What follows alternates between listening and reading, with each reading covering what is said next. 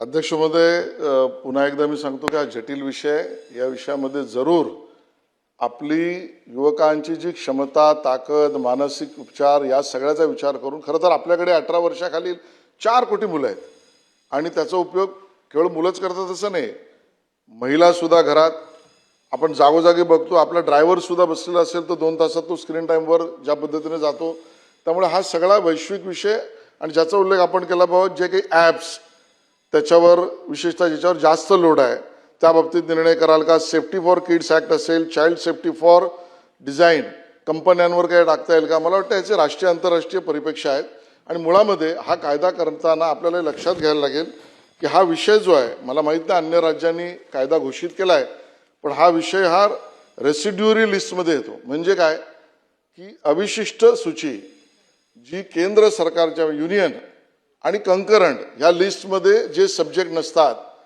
जे कालानुरूप नंतर आले ते रेसिड्युअरी लिस्टमध्ये येतात आणि त्यामुळे त्याच्यात एकांगी कायदा एखादं राज्य करू शकतं का हाही प्रश्न आहे. पण आपण जरूर त्याच्यावरचं धोरण आणि कायदा बनवू.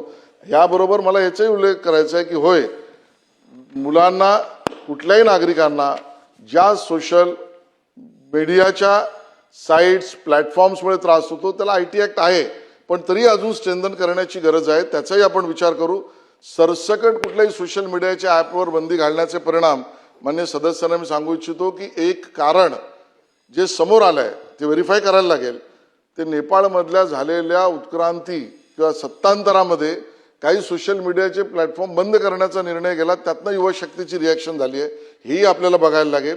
आणि त्यातनं झालेल्या सत्तांतरामध्ये काय काय झालं आपण बघितलं, आपण हे जरूर व्हेरीफाय करू. आणि म्हणून दुरुपयोग होणार नाही, त्याने त्रास होणार असेल तर तो बंद झाला पाहिजे.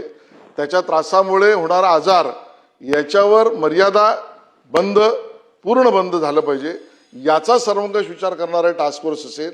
त्यासाठी आंतरराष्ट्रीय कायदे न्यूयॉर्क असेल, युरोपियन युनियन असेल, या ऑस्ट्रेलिया असेल, या सगळ्याचा आपण अभ्यास करू आणि आपल्या तज्ज्ञांना बरोबर बसवून यामधला निर्णय आपण 3 महिन्यामध्ये टास्क फोर्सचा रिपोर्ट आणू.